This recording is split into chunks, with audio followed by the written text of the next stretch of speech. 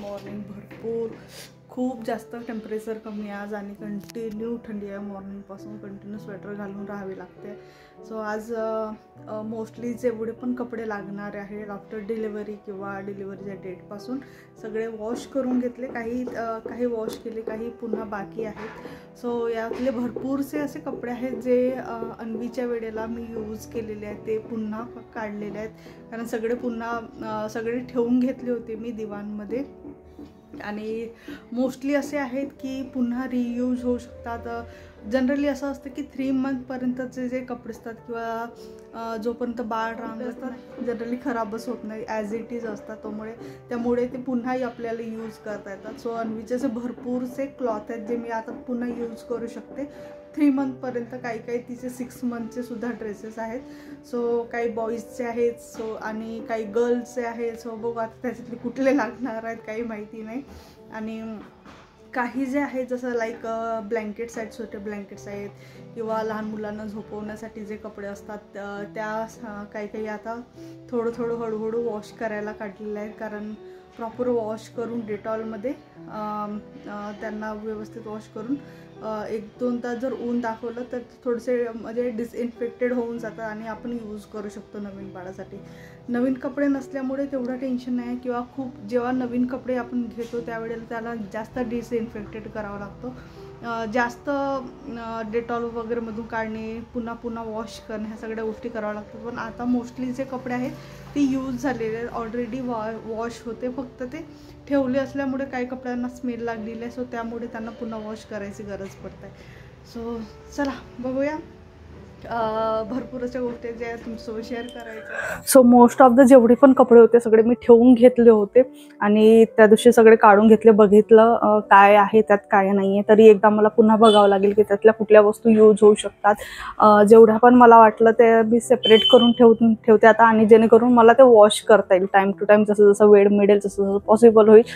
So काही कपडे आज वॉश करून घेतले आहेत, जेवढे व्हाईट होते. मी जनरली जे व्हाईट कपडे असतात जेवढे पण घरात वॉश करायचे ते ॲट अ टाइम वॉश करून घेते निरम्यामध्ये भिजून. नंतर मग एकतर हँड वॉश करते. हँड वॉश जर पॉसिबल होत नाहीये काय वेळेला तर मग डायरेक्ट गरम पाण्यामध्ये निरम्यामध्ये भिजू घालून ठेवते आणि नंतर मग वॉशिंग मशीनला लावते. तसे पण व्यवस्थित क्लीन होतं. फक्त ते 1 ते 2 तास व्यवस्थित निरम्यामध्ये आणि गरम पाण्यामध्ये भिजू जर घातले तर अगदी व्यवस्थित ते वॉश होतात.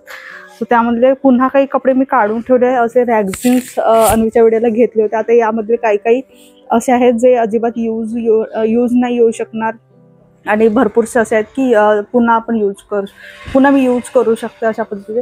सो जनरली जे न्यूली ज्यांचं फर्स्ट टाइम असतं प्रेग्नन्सीचा किंवा बेबी डिलिव्हर्ड करण्याचं, तर त्यांना जनरली माहिती नसतं. खूपदा असं असतं की आपल्याला एक्झॅक्ट जी माहिती मिळायला पाहिजे ती मिळत नाही. चुकीच्या वेळी आपल्याला माहिती मिळतं. सो तशाच काही गोष्टी अन्वीच्या वेळेला माझ्यासोबत झालेल्या आहेत.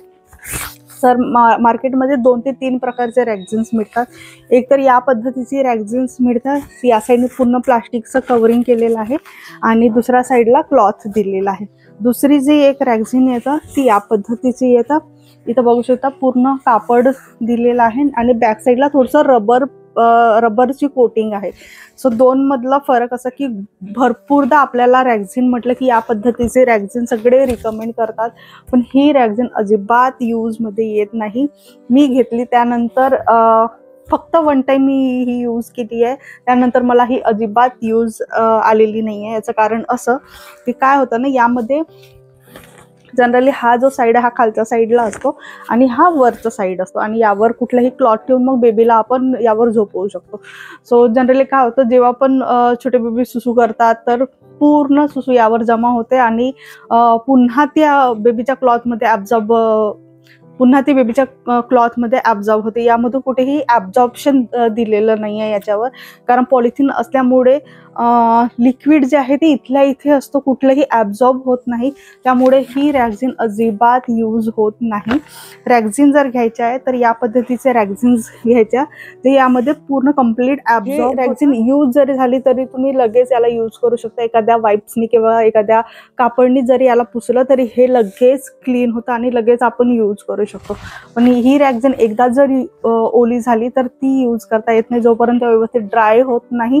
दुसरी गोष्ट, यावर कुठलंही ॲब्झॉर्ब होत नाही, कुठलंही लिक्विड ॲब्झॉर्ब होत नाही आणि असे जे रॅगझिन्स असतात याच्यावर व्यवस्थित ॲब्झॉर्ब होतं आणि 1 ते 2 यूज झाल्यानंतर तुम्ही याला वॉश करू शकता. त्यानंतर जेवढे पण मी रॅगझिन घेतले ते सगळे अशा पद्धतीचे रॅगझिन घेतले. सो जवळपास 2 ते 3 रॅगझिन आहेत माझ्याकडे वेगवेगळ्या साईजचे. स्टार्टिंगचे जे रॅगझिन होते असे थोडेसे अगदी छोट्या साईजचे होते. त्यानंतर जशी जशी अन्वी मोठी होत गेलेली तसे थोडेसे मी मोठे घेतले जेणेकरून बेडवर घालता येईल. आणि जनरली काय होतं ना, एकदा बेबी रांगायला लागलं, चालायला लागलं, त्याला थोडीशी जास्त स्पेस लागतं, झोपताना व्यवस्थित स्ट्रेट झोपत नाही. सो अशा वेळेला थोडंसं मोठी रॅगझिन्स घ्यायच्या. या रॅगझिनचं अजून एक सांगेन की या रॅगझिनला वॉशिंग मशीनमध्ये वॉश करायचं नाही, कारण बॅक साईडला जर अशा पद्धतीचे जर क्रॅक्स आले या पद्धतीचे तर ही रॅगझिन अजिबात यूजमध्ये येत नाही. कारण क्रॅक्स जर आले तर या साईडनी जो लागणारा लिक्विड आहे तो पूर्ण ट्रान्सफर होतो दुसऱ्या साईडला. सो त्यामुळे हँडवॉशच या रॅगझिनला करावा लागतो. काही अशा पद्धतीचे कापड मी करून घेतले होते कॉटनचे. जनरली छोट्या बेबींना कॉटन किंवा होजरी या 2च पद्धतीचे कापड नेहमी यूज करायचे, कारण ते त्यांच्या स्किनसाठी अगदी बेस्ट असते. जर घालायचे क्लॉथ असेल तर नेहमी होजरीमध्येच यूज करायचे. Up to 3 to 4th month म्हणू शकतो किंवा 6 मंथ पण म्हणू शकतो आपण, जोपर्यंत त्यांची बॉडी स्टेबल येत नाही आणि आपल्याला इझिली त्यांना कपडे घालू शकत नाही तोपर्यंत तरी होजरीचेच कपडे यूज करायचे. खूप यूज व्हायचे. सो अशा पद्धतीचे कॉटनचे काप करून ठेवले होते आम्ही अन्वीच्या वेळेला. सो हे पण भरपूर आहेत. आता पुन्हा जर लागेल तर मी पुन्हा माझ्याकडे ऑलरेडी असे वस्तू आहेत ज्या मी बेडवर कट करून यूज करू. त्यानंतर पुन्हा एक गोष्ट मी रिकमेंड करेन, जे नवीन मदर होणार आहेत आता किंवा ज्यांचा पहिला एक्सपिरियन्स आहे. भरपूरदा असं होतं की पहिला एक्सपिरियन्स असतो, आपल्याला गोष्टी माहिती नसतात, कारण जोपर्यंत त्या गोष्टीतून भलेही कोणी कितीही जरी आपल्याला सांगत असेल, पण आपण जोपर्यंत प्रॅक्टिकली त्या गोष्टीतून जात नाही तोपर्यंत गोष्टी आपल्याला कळत नाही की कुठली गोष्ट एक्झॅक्ट कशी वर्क करते आहे, ती किती वर्थ आहे आणि किती वेस्टेज आहे हे आपल्याला कळत नाही. भरपूरदा असं होतं ना की खूप पॅरेंट्स असं फर्स्ट बेबी म्हटलं की सगळ्या वस्तू ॲट अ टाइम घ्यायला स्टार्ट करतात. लाईक स्ट्रोलर झालं, बेबी सीटर झालं, अशा भरपूर गोष्टी आहेत आपण घेतो आणि छोट्या मुलांच्या अशा भरपूरशा वस्तू आहेत ज्या फक्त 3 मंथपर्यंत यूज होतात. लाईक जर त्यांचं बेडिंग जे मिळतं, बेड जे मिळतं छोटंसं, फक्त 3 मंथपर्यंत यूज होतं. त्यानंतर तुम्ही त्यावर बाळाला अजिबात झोपवू शकत नाही, कारण त्याची पण जे एक लेंथ असते ते एक लिमिटमध्येच असते. त्यानंतर सगळे त्यांचे हातपाय बाहेर जात असतात. तो अशा भरपूर वस्तू आहेत ज्या 3 मंथपर्यंतच यूज होतात आणि त्यानंतर यूज होत नाही. सो थोडंसं प्रॅक्टिकली ह्या सगळ्या गोष्टी डिसाईड करायच्या की किंवा ज्यांना अनुभव आलेला आहे अशा लोकांकडून थोडंसं माहिती काढून घ्यायचं. कारण आधी काही काही गोष्टी आधीच्या काळात नव्हत्या, पण आता अशा भरपूर गोष्टी मार्केटला आलेल्या आहेत लहान बेबींच्या रिलेटेड किंवा त्यांच्या यूजमध्ये येतील अशा पद्धतीच्या, पण त्या फक्त खूप लिमिटेड काळापर्यंत आपण यूज करू शकतो. त्यानंतर त्याचं कुठलंही यूज होत नाही. सो एक प्रॉडक्ट मी नक्की रिकमेंड करेन आजच्या व्हिडिओ थ्रू. ज्यांना माहिती नसेल, मला ॲक्च्युली अन्वीच्या वेळेला खूप लेट माहिती झालं होतं. सो आता मला एक्सपिरियन्स असल्यामुळे मला माहिती आहे की ती वस्तू स्टार्टिंगपासून मला यूज करायची आहे. जनरली आपण असं होतं की छोट्या बेबींना डायपर घालत नाही, खूप निदान 1 मंथपर्यंत तरी डायपर घालत नाही. हॉस्पिटलमध्ये जर बेबी असलं तर त्यांना घालतात, पण घरी आपण जेव्हा घेऊन येतो त्यावेळेला जनरली आपण डायपर वेअर करून नाही देत आणि घरचे पण रिकमेंड करत नाही आपल्याला. सो अशा वेळेला सतत मिनिटामध्ये त्यांची सुसूपोटी सुरू असते आणि त्या मिनिटात सगळे त्यांचे ते जे क्लॉथ डायपर म्हणतो आपण, प्रॉपर जे आधीपासून येतात लंगोट, ते आपण यूज करतो आणि ते 17दा ते चेंज करत राहावं लागतं. थंडीचे दिवस जर असले तर पुन्हा त्यात प्रॉब्लेम. सो अशा वेळेला आजकाल अशा पद्धतीचे डायपर्स मार्केटला यायला लागलेले आहे. बाहेरचा जो मटेरियल तो वेगवेगळ्या पॅटर्नमध्ये असतो, आतमधला जो मटेरियल आहे होजरीचा असतो. सो बेबीच्या स्किनसाठी किंवा रॅशेस फ्री म्हणू शकतो अशा पद्धतीच्या कापडांनी बनवलेलं असतं. सो हे वेगवेगळ्या कंपनीचे येतात, वेगवेगळ्या ब्रँडचे येतात. सो खूप तुम्हाला जर हेवीमध्ये जर जायचं असेल तर सुपर बॉटम म्हणून एक ब्रँड आहे जे स्पेशल अशा पद्धतीचे डायपर्स ते बनवतात. सो ते पण डायपर आपण यूज करू शकतो. मला वाटते 600 की 300च्या जवळपास एक डायपरचं पॅकेट इश्यू होतो. सो अशा पद्धतीचे वेगवेगळ्या आता भरपूर ब्रँडचे यायला लागलेले आहेत. यामध्ये या पद्धतीचा एक कॉटनचा पॅड येतो जो प्रॉपर सुसू ॲब्झॉर्ब करून घेतो. निदान बाळ खूप छोटं असेल, 1 मंथ असेल, 2 मंथ असेल तर 2 अवर्सपर्यंत एकदम व्यवस्थित होल्ड करून ठेवतो लिक्विड. त्यामुळे आपण इझिली यूज करू शकतो, स्पेशली नाईटसाठी, जेणेकरून कंटिन्यू आपल्याला उठायची गरज पडली नाही पाहिजे. लगेच चेंज केले की लगेच ओलं करतात. सो असे भरपूर एक्सपिरियन्स आता मला येऊन गेलेले, त्यामुळे माहिती आहे मी स्टार्टिंगपासून आता या गोष्टीसाठी प्रिपेअर्ड आहे की मला हे स्टार्टिंगपासून यूज करणे आहे स्पेशल नाईटसाठी. बाकी वेळेला तर आपण लंगोटी यूज करू शकतो किंवा कापड बांधून पण आधीच्या काळामध्ये यूज करायचे.